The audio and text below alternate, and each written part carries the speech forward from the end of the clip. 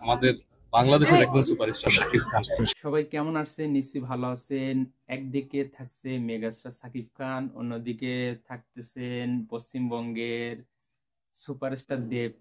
এমন একটি ছবি যদি অ্যানাউন্সমেন্ট চলে আসে এখন, তখন কেমনটা সবার ফিল হবে? দুই দেশের দর্শকরা, যারা ভক্তরা আছে সাকিবিয়ান বা দেবের যারা ভক্ত আছে, তারা কিন্তু অনেক খুশি হবে। কারণ এই দুই দেশের দুই সুপারস্টার যদি একসাথে পর্দায় আসে, তাহলে সেটা কিন্তু একটা ব্লাস্ট হবে। তো এ বিষয়ে বিস্তারিত বলার আগে অনুরোধ করব, যারা এখনো সাবস্ক্রাইব করেননি সাবস্ক্রাইব করে নেবেন, আর ভিডিওটি যারা ফেসবুক থেকে দেখছেন তারা অবশ্যই ফলো দিয়ে পাশে থাকবেন। তো যেটি বলতেছিলাম, দুই দেশের দুই সুপারস্টারকে একসাথে পর্দায় দেখা যাবে কিনা।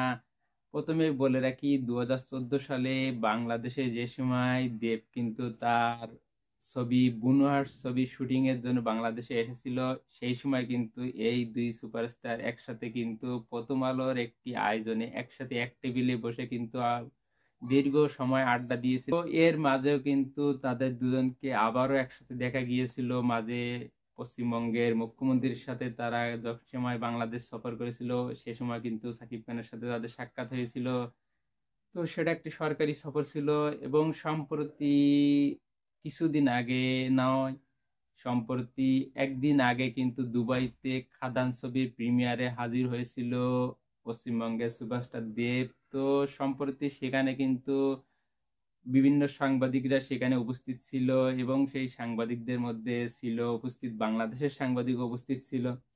তো বাংলাদেশের আর টিভির এক সাংবাদিক কিন্তু সে সময় দেবের সাক্ষাৎকার নিয়েছিল। তো সাক্ষাৎকার নেওয়ার প্রেক্ষিতে তাকে কিন্তু অবধারিত একটি প্রশ্ন কিন্তু করাই হয়েছিল, সেটি হচ্ছে যে বাংলাদেশের সুপারস্টার সাকিব খান সাথে তার স্ক্রিন শেয়ার করবে কি, বা কোনো পরিকল্পনা আছে কিনা। তো হবে যদি ভালো গল্প হয়, যেখানে সাকিবের যদি মনে হয় কিনা সেই গল্প, তার চরিত্রটা তাকে ভালো লাগছে, এবার যদি আমার চরিত্রটা যদি আমার ভালো লাগে, তো ওয়াই নট। দুই দেশের যারা প্রযোজক বা পরিচালক আছে, তারা যদি তেমন স্ক্রিপ্ট তাদের কাছে দেয় যেটাতে দুজনকে সমানভাবে গুরুত্ব দিয়ে কিন্তু একটি ছবি করতে হবে, যেহেতু দুজনই দুই দেশের বড় আহ, তারকা, তাদেরকে সমানভাবে গুরুত্ব দিয়ে যদি একটি ছবি নির্মাণ করা যায়, তাহলে কিন্তু সেটা কিন্তু অনেক ভালো হবে। তো সেটাই কিন্তু দেব বারবার বলতে চেয়েছে যে দুজনকে মাথায় রেখে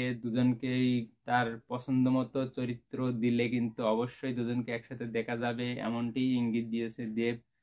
তো আশা করা যায় যদি ভবিষ্যতে এমনটি দেখা যায়, তাহলে কিন্তু খুবই ভালো হবে বাংলা সিনেমার জন্য। কারণ বাংলা সিনেমা কিন্তু এখন আস্তে আস্তে বিশ্ব দরবারে যাচ্ছে, যেখানে সাউথের বড় নায়করা কিন্তু একে অপরের সাথে স্ক্রিন শেয়ার করতেছে। তো সেহেতু বাংলাদেশে বা ভারতে, পশ্চিমবঙ্গে যেহেতু একই ভাষা, তারা যদি ইচ্ছা করে তাহলে কিন্তু এটা কিন্তু সম্ভব। দুই দেশ একসাথে স্ক্রিন শেয়ার করলে যদি ছবিটা যদি বহির্বিশ্বের কাছে দেওয়া হয়, সেটি বাজেটটাও বেড়ে যাবে। এবং দুই দেশের ছবি যেহেতু, দেবেরও সম্প্রতি খাদান ছবি বিশাল সফলতা পেয়েছে, সাকিব খান তো সারা বিশ্বে এর আগেও কিন্তু তার একাধিক ছবি রিলিজ হয়েছে, তুফান, প্রিয়তম। তো দুজনকে একসাথে মাথায় রেখে কিন্তু ছবি রিলিজ করলে কিন্তু সেটা কিন্তু বাংলা ছবির আরো বড় প্রসার হবে। তো আশা করব দুই দেশের যারা নীতি নির্ধারণী আছে, প্রযোজনা প্রতিষ্ঠান বা পরিচালক আছে, তারা কিন্তু এটা চিন্তা করে দেখবে যে দুজনকে একসাথে দুজনের চরিত্র অনুযায়ী কিন্তু তাদেরকে একসাথে পর্দায় আনা যায় কিনা। তো যদি ভিডিওটি ভালো লাগে অবশ্যই লাইক কমেন্ট শেয়ার করবেন।